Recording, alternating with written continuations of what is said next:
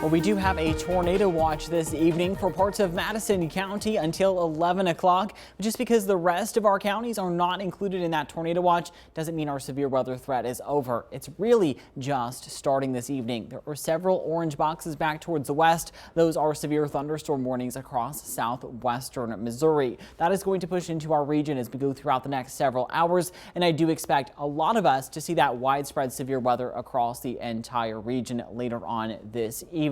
There is also a chance that we could see a few more storms as well, especially tomorrow afternoon across our far eastern counties. But once we get past this event tomorrow, we finally will start to see some calmer weather into Sunday and into next week as well. Here is the current situation on our local radar. Not really a whole lot of activity to note out there. Nobody's seeing any active rain, but those warnings are just off to our west as that low pressure system continues to push further off towards the east. These are the storms that are going to move through our region later on tonight. They already have several severe thunderstorm warnings along the leading edge. So certainly very concerning a little bit further towards our west. Things are going to be fairly clear right now as we take a live look outside across Carterville. Lots of sunshine out there helping to get that atmosphere fairly juiced up for those storms later on this evening. Now temperatures are into the lower 80s for a lot of locations. 82 coming in across Dixon Springs and 80 as well coming in across Carbondale, 81 for Mount Vernon and 79 for Sikeston. So very warm temperatures out there for all of us. And we are seeing a southerly wind at around 25 to 30 miles per hour on average across the entire region. 35-mile-per-hour sustained winds coming in around the Perryville region. And for these stronger winds, we do have a wind advisory in place from now until 4 o'clock in the morning on Saturday for those wind gusts that could potentially be as high as 15 miles per hour. But those winds, again, really not the biggest story this evening.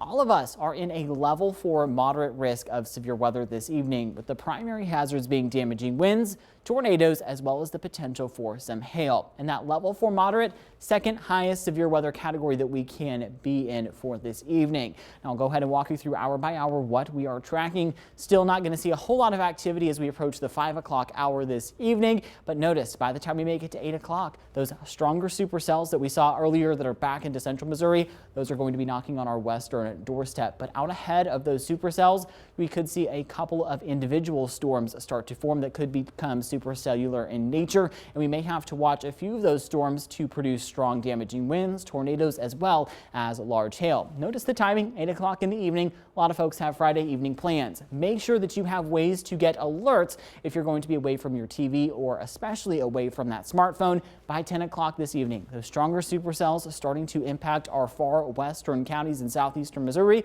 Couple of those individual cells out ahead of the main line could be moving into parts of Kentucky as well as adjacent areas of southern Illinois. That is what I'm most concerned with for that tornado potential. Here comes that main line of strong supercells entering in sometime around midnight. It should be in the heart of southern Illinois by 1 o'clock in the morning. Notice that time, 1 a.m. in the morning, while a lot of folks are going to be sleeping. Make sure you have ways to get alerts in the overnight hours. It really doesn't look like things are going to wind down until after 3 o'clock in the morning.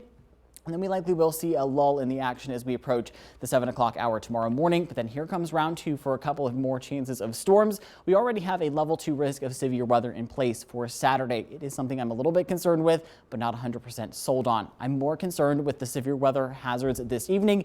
Again, we do have that fairly high risk of some stronger tornadoes this evening, meaning EF2 intensity or higher, as well as 75-mile-per-hour winds or greater, as well as 2-inch hail. So it is going to be a very active evening. This is one of those evenings you are going to want to stay weather aware. Again, primary time for these storms are going to be between 7 p.m. Friday, 4 a.m. early tomorrow morning. Have multiple ways to get alerts, especially if you are going to go to bed early tonight. Those no weather radios are great. They always wake me up.